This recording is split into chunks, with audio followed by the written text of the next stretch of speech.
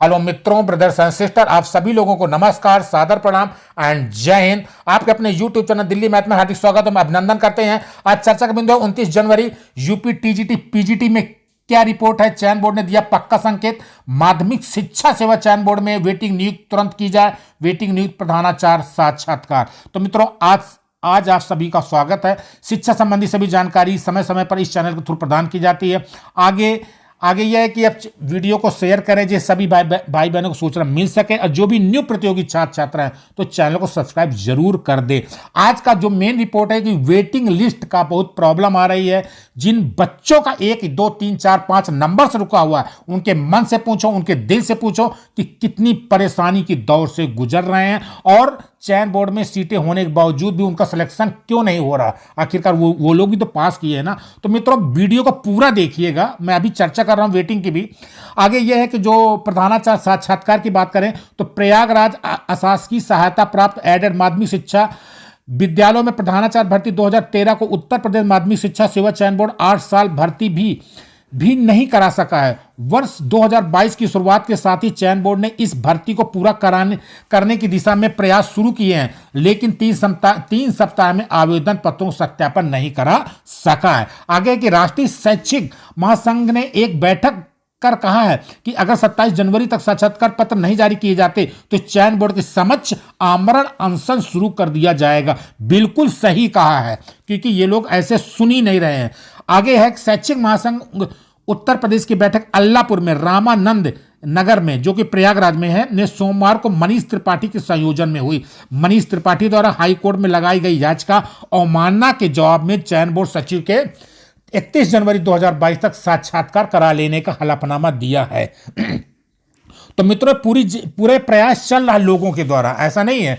तो मित्रों देखिए कि इस समय पर सभी को परेशानी, मतलब कोई भी हो, सभी परेशानी के दौर पर गुजर रहे हैं, और बहुत सारे प्रतियोगी शिक्षक छात्र छात्राएं परेशान हैं, चाहे वह टीजीटी पीजीटी वेटिंग लिस्ट के हों, चाहे वो समायोजन प्रतियोगी शिक्षक हों, और कहें जाने कब से कई महीनों से लगातार लेट लतीफी हो रही है। कभी करें वेटिंग का आ रहा है, क्लियर हो रहा है, लेकिन अभी कोई समझ में नहीं आ रहा, जिनके कारण हमारे प्रतियोगी छात्र शिक्षकों कहें या छात्र छात्राओं का मानसिक शोषण हो रहा है।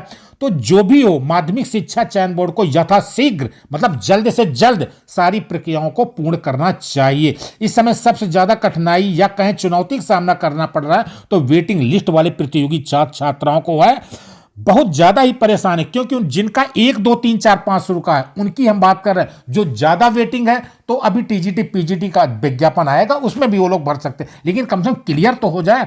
और वेटिंग लिस्ट वाले प्रतियोगी छात्र छात्राओं का नियम जो भी है 13/8, जिसमें कि विलंब हो सकता है, ये 13/8 वाला बड़ी प्रॉब्लम आ रही है, क्योंकि तमाम विषयों में बहुत सारी रिक्तियां खाली हैं।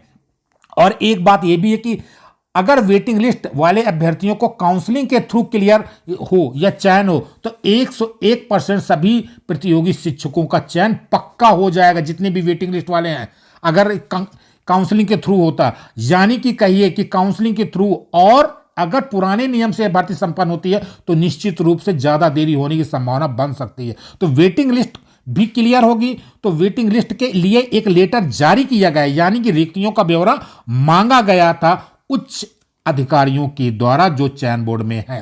तो निश्चित रूप से ही यह प्रक्रिया आगे बढ़ेगी, और चुनाव आचार संहिता भी कुछ ना कुछ असर डाल रहा है। और दूसरा कारण कोरोना का भी कह सकते हैं विलंब होने के लिए, लेकिन पुरानी भर्तियों पर चुनाव आचार संहिता का कोई प्रभाव इत्यादि नहीं होता है, वो आराम से हो सकती हैं। तमाम प्रतियोगी शिक्षकों ने चुनाव आयोग को एक परमिशन पत्र भी लिखा था, चुनाव आयोग को, मतलब इलेक्शन कमिश्नर को, कि ज्वाइनिंग इत्यादि से संबंधित, लेकिन चुनाव आयोग ने उस पत्र को सीधे सीधे कहा है कि चयन बोर्ड के थ्रू देने की बात कही है, डायरेक्ट मत दीजिए।